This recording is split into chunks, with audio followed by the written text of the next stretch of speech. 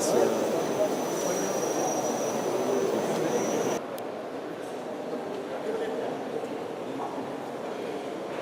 Mesdames et messieurs, bonjour. Merci d'être présents, merci d'être à Vivatech. Et merci d'avoir répondu à cette invitation. Je vous prie d'accueillir tout de suite le ministre de l'économie, de l'industrie et du numérique, M. Emmanuel Macron.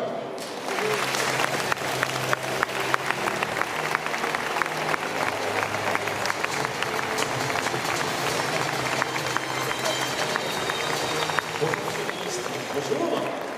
Bonjour à toutes et tous. Ravi d'être là.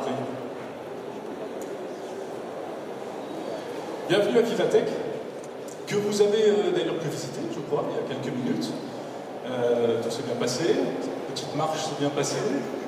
Parfaitement. Je suis ravi vraiment d'être là, très heureux.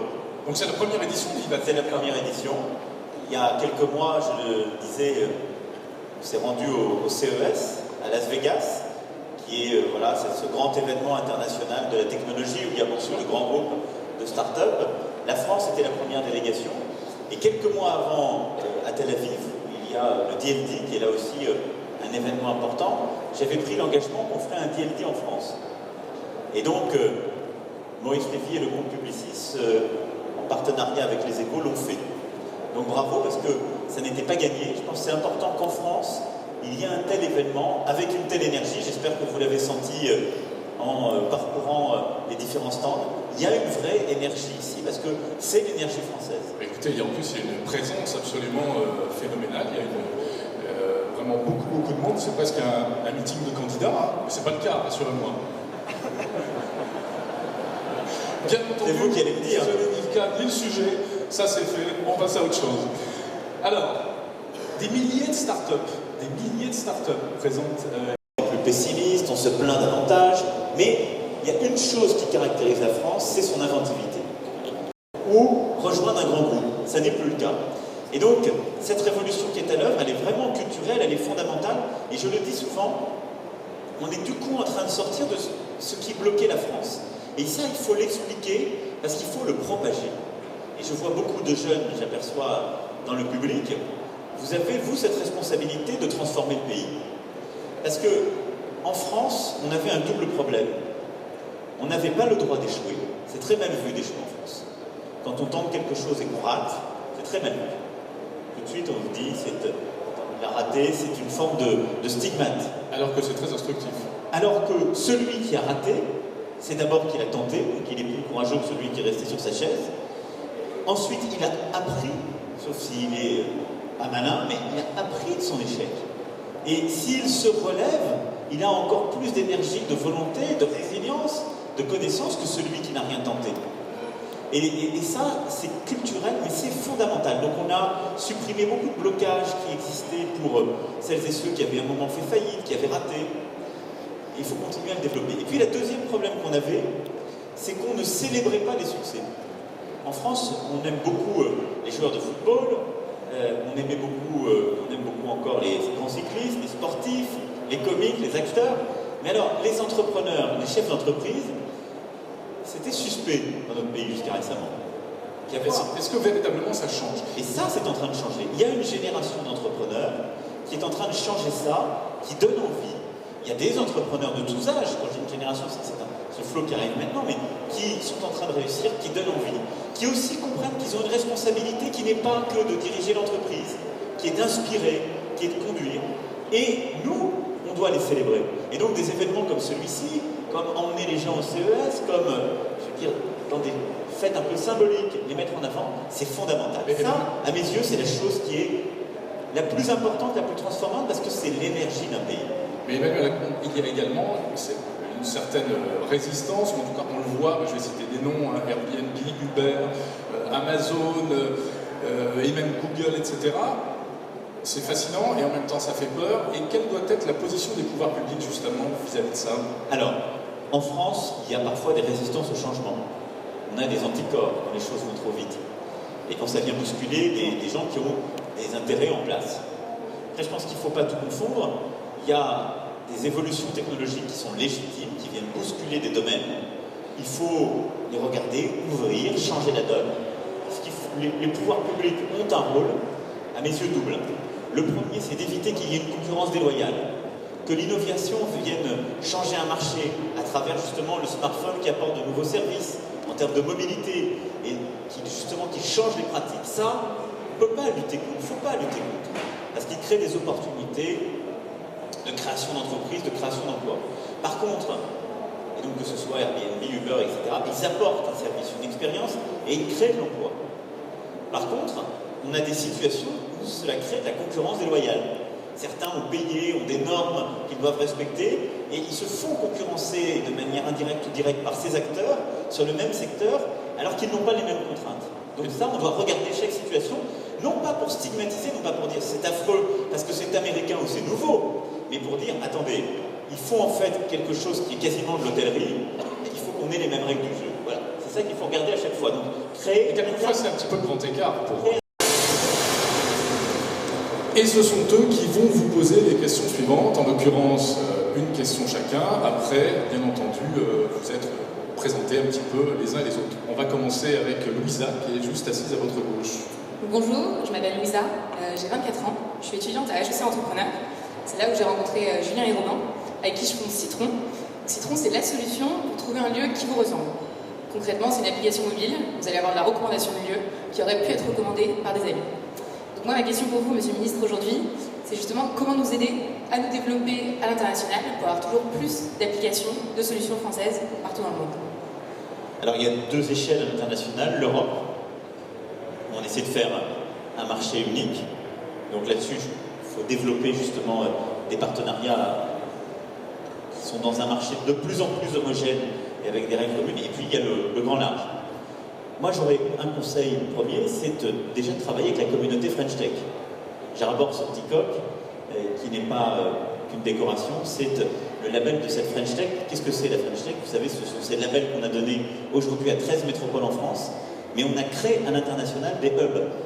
Il y en a 12, qui sont les communautés françaises de start-upers comme vous, qui sont dans les grandes capitales européennes. Je dis ça parce que l'entrepreneuriat, comme vous le savez, c'est informel. Il n'y a pas une grande politique d'État pour développer les startups à l'international, ça ne marcherait pas. Par contre, il y a d'abord cette communauté d'affinité, les French Tech Hub, donc appuyez-vous sur eux, grâce à la mission French Tech. La deuxième chose, pour vous accompagner, nous, on peut vous aider avec Business France, qui est l'agence qui aide les entreprises traditionnelles, les grandes, les petites et les startups à aller vers de nouveaux marchés, c'est-à-dire les conseiller en leur donnant du réseau et nos points d'accès partout dans le monde, parce qu'on est partout dans le monde, et en même temps les aider à financer ces frais de développement. Donc voilà moi ce que je vous conseillerais, ce sont les deux leviers très pratiques. Et ce que vous disiez tout à l'heure, partir tout de suite à l'international sans attendre. Je pense qu'il faut aller très vite. Alors là, on est sur une application qui est très particulière, où, en fait c'est une communauté d'affinité, mais qui est internationale par capillarité. Donc si vous voulez, cette économie de l'innovation absolue, elle a une caractéristique que des dirigeants publics doivent bien prendre en compte. Elle est formidablement décentralisée. Le pouvoir, il n'est pas dans un bureau, un ministère, que ce soit en centrale. Le pouvoir, il est chez les gens. Donc ce sont en effet vos affiliés, je ne sais pas comment vous les appelez, vos adhérents, vos consommateurs qui vont décider, mais on l'a vu avec les taxis. À un moment, l'État a dit, on ne va pas ouvrir les taxis, on ne va pas permettre à d'autres de travailler pour protéger. Il y avait des besoins, les gens ont voté, ils ont utilisé les applications et vous êtes débordés. Donc, visiblement, tout le monde n'a pas cette vision. Du visuel, j'ai choisi de faire une reconversion dans le digital et du coup maintenant je suis depuis à Epitech, bien sûr, donc je suis en train de terminer. Et là, depuis un an, j'ai créé une start-up avec des associés qui en fait est spécialisée dans le prototypage d'objets connectés pour les grands groupes et les start-up. L'idée, c'est que les grands groupes, on va leur apporter vraiment de l'open innovation et on va leur permettre d'être beaucoup plus flexibles. Et les startups, on va leur permettre d'avoir rapidement un prototype à pouvoir montrer à des investisseurs, ce qui est quand même toujours plus agréable qu'un PowerPoint. Donc voilà l'idée. Ma question, justement, c'est comment éviter l'exil des entreprises de France et de faire de notre pays le pôle de l'innovation et de la technologie en Europe? C'est l'effet d'entraînement. Ce que je veux dire par là, c'est que l'innovation attire l'innovation. Qu'est-ce qu'il faut pour réussir dans cette économie? Il faut trois choses. Il faut une culture. Je l'évoquais tout à l'heure, elle est là en France. Vous le sentez, il y a une culture de l'innovation dans, justement, à la fois ces lieux de la French Tech, mais elle est là. Alors, Parfois, cette innovation, elle inquiète une partie du pays. Il y a aussi de la peur, la volonté de ne pas changer. Ça, il faut expliquer, il faut montrer. Et il faut montrer que c'est l'expérience d'ailleurs qui est la vôtre. Par l'innovation, par le numérique, on reconstruit une destinée professionnelle, on retrouve une place. Mais on a la culture du changement, du risque qui est en train de s'imprimer, elle est là. Deuxièmement, il faut le capital. Il est là en première phase, il faut qu'on améliore collectivement encore cette phase de croissance, c'est la discussion qu'on avait. Puis troisième élément, il faut des talents. Il faut que les meilleurs soient là. On en a, il faut qu'ils arrêtent de partir. Et ça, la clé, c'est de leur montrer qu'on peut entreprendre dans le pays. On a pris des mesures aussi pour qu'on puisse intéresser plus facilement à l'entreprise les meilleurs, les BSPCE comme les actions de performance. Il faut leur permettre, par l'entrepreneuriat, de réussir et de dire il n'y a pas de limite. Quel que soit ce que vous mettez derrière la réussite, que ce soit de gagner beaucoup d'argent pour les uns, de créer beaucoup d'emplois pour les autres, d'avoir la structure la plus innovante pour certains, de renvoyer au bien-être social pour d'autres le plus fort. Et donc, c'est de permettre justement de réussir pour attirer les talents qui soient académiques, scientifiques, commerciaux et business. Ces trois éléments-là, on les a. On les a. Et il y a des points améliorés, il y a des points de fiscalité, je ne suis pas dupe sur la fiscalité du patrimoine, mais quand on est jeune et qu'on veut réussir, on peut tout à fait le faire en France. On peut le faire. Regardez les Blablacar, les Six Fox, toute cette génération qui est au fond la vôtre, ils sont en train de réussir en France, de Paris ou de la province. Et donc, il faut casser cette idée reçue que la France n'est pas un pays où on peut réussir. Il faut casser cette idée reçue qu'il faudrait, par effet de mode, s'expatrier. S'expatrier où? À Londres. Ah, bon courage. C'est peut-être pas... Je pense que, honnêtement, on est aujourd'hui devenu une bien meilleure place. Parce qu'il y a cette culture française, parce que vous serez en plus maintenant placé dans une Europe continentale qui va devenir très rapidement un marché unique, parce que vous avez cette possibilité d'avoir accès à plusieurs univers. Mais au fond, je vais vous dire, c'est vous qui avez la réponse. Moi, je vous donne ma conviction, ce sur quoi je me bats au quotidien, ce sur quoi je continuerai à me battre. Mais ce n'est pas une politique publique de faire de la France la terre de l'innovation et de la réussite. C'est le choix des entrepreneurs. Tant qu'il y aura des chefs de grandes entreprises ou des entrepreneurs qui auront dans leur tête l'idée qu'on ne peut pas réussir dans ce pays, qui diront, parfois trop souvent, du mal de la France, qui iront s'installer pour des raisons de fiscalité personnelle, parfois d'ailleurs mal calculées, à l'étranger, ils essaieront d'imprimer ce message. Mais je suis sûr que si tous ensemble, on montre qu'on peut changer ce pays, faire de l'innovation, développer des entreprises ici, ce qui est vrai, mais cette idée n'existera plus. Et on changera le pays en profondeur. C'est-à-dire, les entrepreneurs, ils font le pays aussi. Ils changent la culture du pays. Ils la transforment. Et c'est aussi cela ce qu'on doit faire collectivement. Donc, ma conviction, c'est qu'on a là aujourd'hui tout pour réussir. Il y a encore des points à améliorer. Il faut améliorer l'adaptabilité, l'agilité des entreprises. Il faut leur donner plus de capacité à faire et moins de normes prédéfinies, que ce soit pour le fiscal, le réglementaire, les différents secteurs. Mais au fond, moi, ce qui m'a toujours frappé, et je le dis souvent, ce qui caractérise un entrepreneur, c'est pour ça que je viens très souvent dans ces salons, c'est qu'il ne demande rien à un ministre. C'est formidable. Ah mais vous êtes un ministre heureux. En général, d'ailleurs, les ministres sont terminés. Et nous avons Nadia, qui, elle, est dans la vie active, qui est start-upeuse, et qui a une question également à vous poser justement sur les conditions de travail en France. Il a justement décidé de réussir en France au travers de Wars. Alors Wars, c'est une plateforme de mise en relation de clients, pro ou particuliers, à des agents de sécurité indépendants.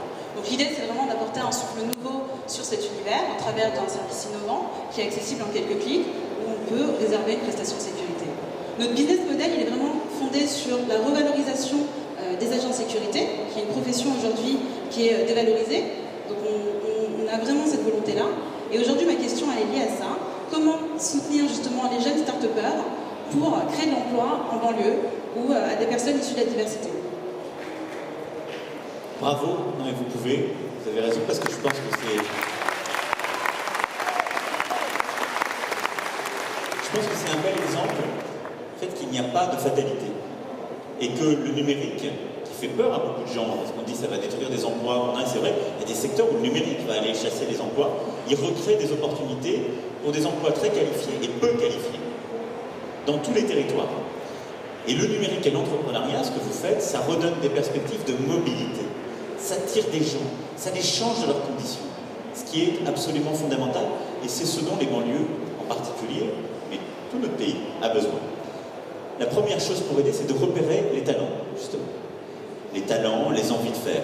Et donc, c'est de recruter. La politique, on a, et qu'on va continuer à développer, ce qu'on doit continuer à faire, avec des associations. On a beaucoup travaillé avec Mosaïque RH, bravo. Je vois qu'ils savent faire. Ah, ils savent se vendre. Ça, on peut pas dire, ils savent se vendre, les start-upers. Les différentes associations qui poussent justement les quartiers, nos quartiers ont du talent, Passeport Avenir, etc. Il y a beaucoup justement d'associations, d'entreprises. Il y a les pouvoirs publics qui le font aussi avec Pôle emploi, c'est d'aller repérer les talents, les gens qui ont envie et qui puissent justement aujourd'hui participer à cette aventure et rejoindre votre entreprise. Ça, c'est le premier point.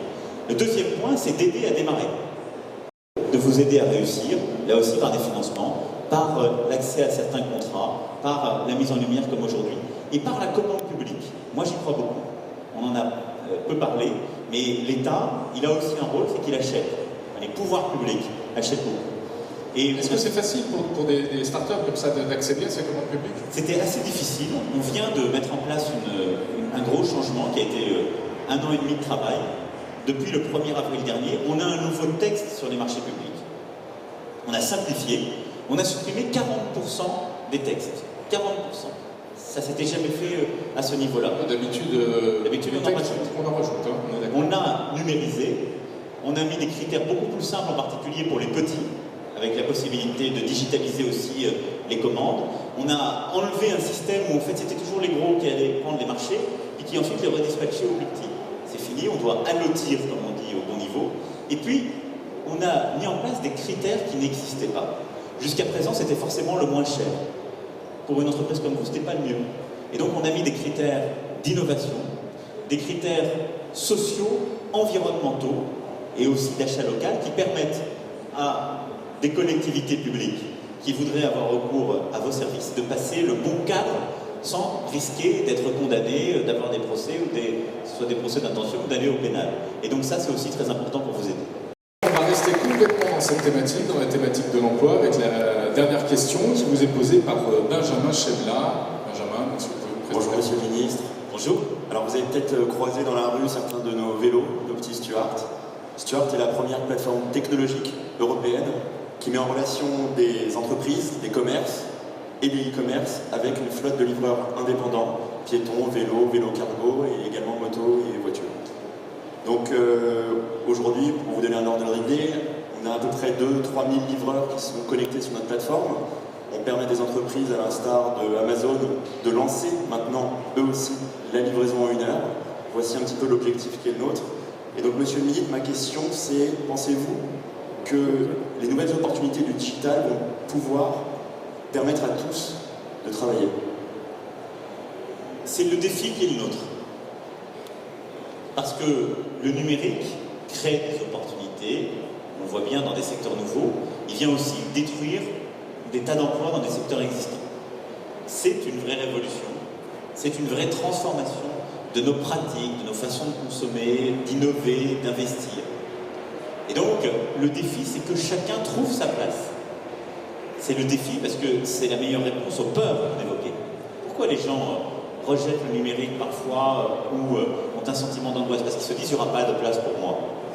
Donc, notre défi collectif, c'est de montrer que chacune et chacun, en fonction de ses talents, de ses compétences, de ses envies, peut trouver une place dans le numérique.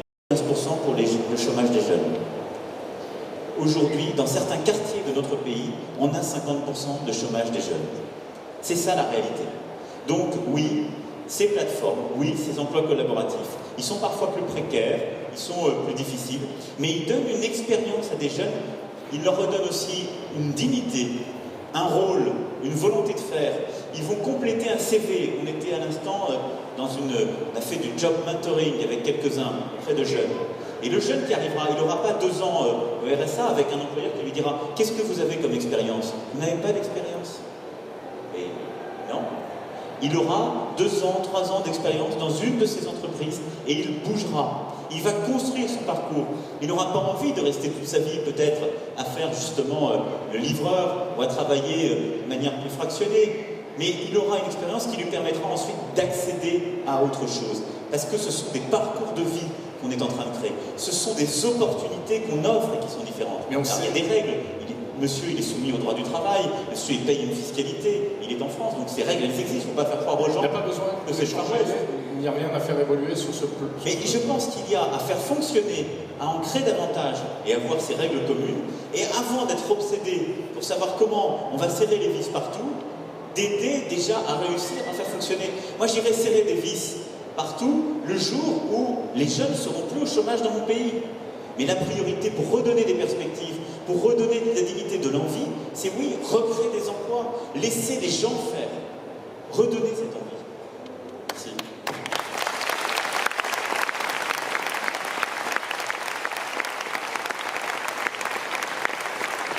Merci à tout le monde. Merci beaucoup. Écoutez, nous sommes pile dans le timing, mais même si ça ressemblait clairement à un mot de la fin, si Monsieur le ministre avait encore un petit message à faire passer à ces jeunes start-upers, j'allais dire en marche, non, je vais arrêter ma phrase ici. Le dernier message. Oser et douter. Oser parce que ce qui caractérise les entrepreneurs, c'est de ne pas avoir peur. C'est de penser que tout est possible, même inatteignable. Oser parce que vous allez peut-être échouer, mais ça n'est pas grave. Parce que, au fond, vous savez, le monde n'est changé que par des gens qui échouent. Le monde n'est changé que par des gens qui ne s'en contentaient pas. Osez parce que vous n'allez pas réussir tout seul.